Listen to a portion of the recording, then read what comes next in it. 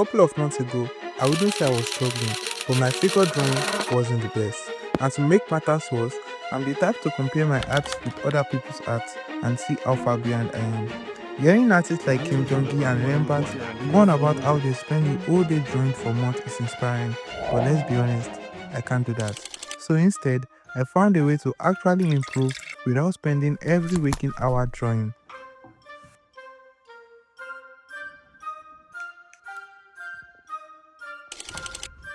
Find your style. An artist style is a combination of everything you love, and finding your art style isn't about forcing a unique look, but allowing your influences, techniques, personal preferences to naturally shape the way you create. Look at the artists you love, admire, and find out what specifically draws you to their work.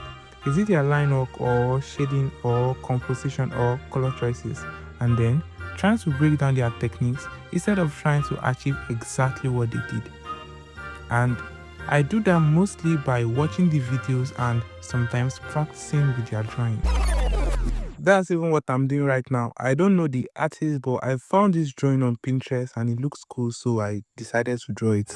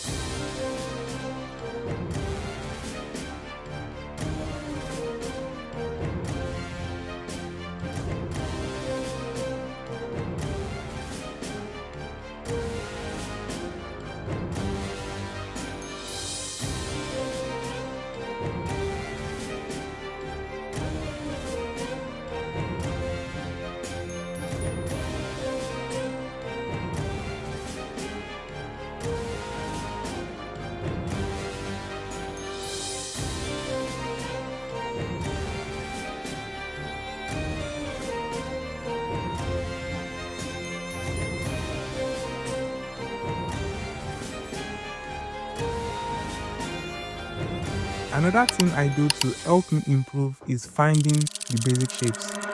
Every complex drawings can be broken down into simpler and more understanding shapes. So instead of focusing on the drawing as a whole, I focus on the shapes I can see that made up the drawing. And by doing this, it helps to keep the proportion in check before adding the details.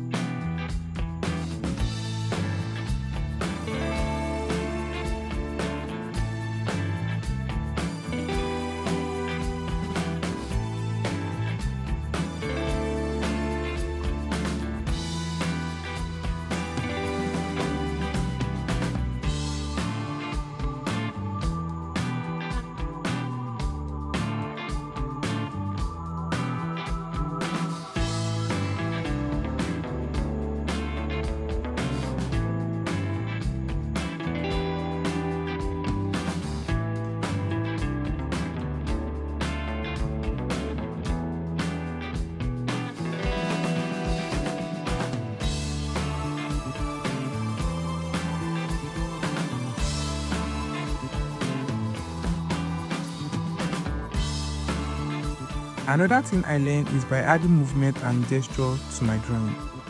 This is the part that took me a whole longer time to realize because I always want my drawing to do sleek and cool, but I was missing out on what makes it feel more alive. Realism doesn't mean more details, but it means something that feels alive. So if you are tired of drawing boring poses, you just need to add a little bit of movement to make it more interesting and dynamic. Avoid focusing too much on the details and allow your hand to move freely to show the action that your drawing is performing. And this way it helps other people to connect to the drawing and makes like story out of it.